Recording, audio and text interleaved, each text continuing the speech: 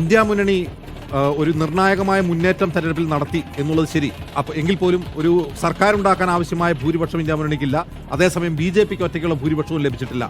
സഖ്യകക്ഷികളുടെ പിന്തുണയോടുകൂടി മാത്രം സർക്കാർ രൂപീകരിക്കാൻ പറ്റുന്ന ഒരു സാഹചര്യമാണുള്ളത്.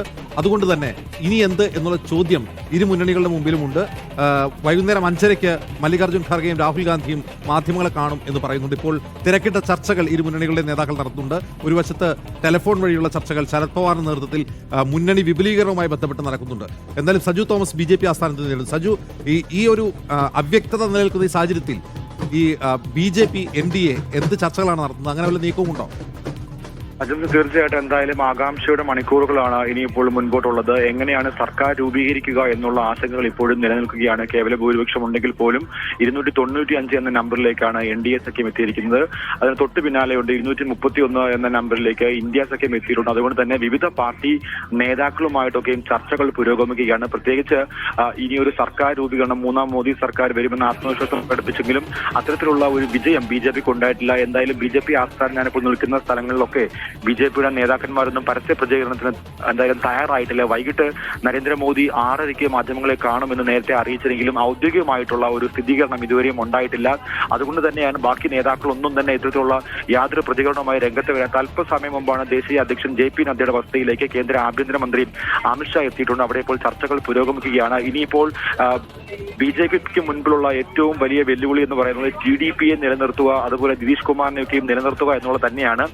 എന്തായാലും ഇന്ത്യ സഖ്യം വൈകിട്ട് അജിംസ് ഇപ്പോൾ സൂചിപ്പിച്ചതുപോലെ തന്നെ 5:30 എന്തായാലും കോൺഗ്രസ് അധ്യക്ഷൻ മല്ലികാർജ്ജുൻ ഖാർഗെയും രാഹുൽ ഗാന്ധിയും പത്രസമ്മേളനം വിളിച്ചിട്ടുണ്ട്. വാർത്താ സമ്മേളനത്തിൽ വിവിധ കാര്യങ്ങളെ പറ്റിയുള്ള ചർച്ചകളുടെ തീരുമാനമൊക്കെയും ആകുമെന്നാണ് പ്രതീക്ഷിക്കുന്നത്. എന്തായാലും ഇരു മുന്നണികളുടെയും ആശങ്കകൾ ഇപ്പോഴും നിലനിൽക്കുകയാണ്. പ്രത്യേകിച്ച് ഇന്ത്യ മുന്നണിക്ക് ഒരു സർക്കാർ രൂപീകരിക്കാൻ വേണ്ട ഭൂരിപക്ഷം ഇല്ലെങ്കിൽ പോലും വലിയ നീക്കങ്ങളുമായിട്ട് ഇപ്പോൾ രാജ്യ തലസ്ഥാനം നീങ്ങുകയാണ്. പ്രത്യേകിച്ച് രാവിലത്തെ തന്നെ ഇവിടെ ഒരു ശോകമുഖമായ മുഖമാണ് ഇപ്പോൾ എല്ലാവരുടെയും മുഖത്തും. അതുപോലെ തന്നെ BJP ആസ്ഥാനത്തെ വിവിധ സ്ഥലങ്ങൾ നമുക്ക് കാണാൻ സാധിക്കുന്നത് ലഡു വിതരണം. BJP ആസ്ഥാനത്ത് ഡാൻസ് ചെയ്യുന്നുണ്ടല്ലോ സജു.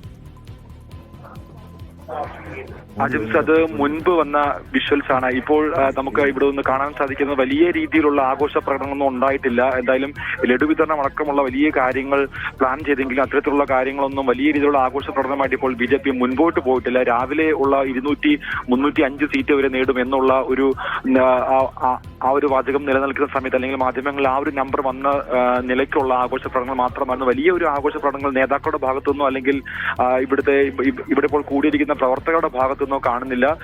എന്തായാലും ഇവിടുന്ന് വന്നിട്ടുള്ള അല്ലെങ്കിൽ ഡൽഹിയിൽ നിന്ന് സംഘടിപ്പിച്ചുള്ള ചില ബാൻഡ് മേളം അല്ലെങ്കിൽ അങ്ങനെയുള്ള ചില വ്യക്തികൾ മാത്രമാണ് ഇപ്പോൾ BJP ആസ്ഥാനത്തിന് പുറത്ത് നിൽക്കുന്നത്. അത് അവരുടെ ജോലി ചെയ്യുന്നു എന്നുള്ളത് മാത്രമേ ഉള്ളൂ.